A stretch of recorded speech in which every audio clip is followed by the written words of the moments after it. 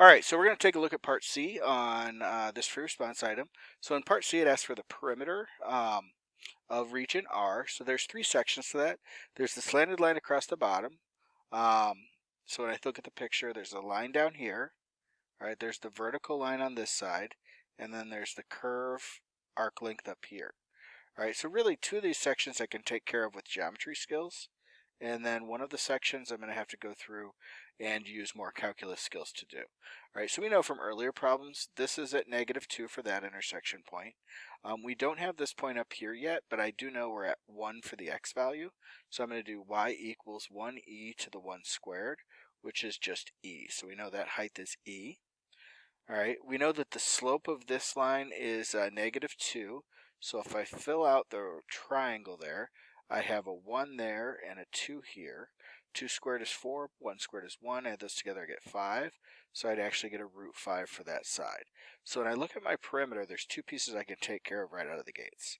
All right, the bottom diagonal piece is √5. All right, then we're going to have plus e plus 2 for the vertical piece. Then we're going to have plus an integral. We're going to go from 0 to 1, square root. And we're going to have 1 squared plus, in this piece we're going to need the derivative of the function squared, and then we're going to have dx. Alright, so I'm going to take that y equals x e to the x squared. Derivative of that is going to be a product rule, so first d second, which we have to chain rule, alright, plus second d first, which is a 1. Alright, I can factor in e to the x squared out. That leaves me with the 2x squared plus a 1. Alright, and I can bring that down as my derivative. E to the x squared times 2x squared plus 1. And that gives me the value. Right now my dog is going absolutely insane in the background. I wish I had it on video because just running circles around the coffee table.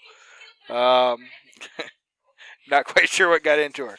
But anyway, this is part of the joy of working from home. But this is our solution for this problem. So I've got the perimeter of the three pieces. Each one I did separately, so I really included one integral in the problem. And remember, the structure for the arc length is always going to be the integral of, it's really distance formula. First piece is 1 squared, second piece is the derivative squared. Hope that helped. And if you have any questions, bring them tomorrow to our Q&A session. All right, thanks.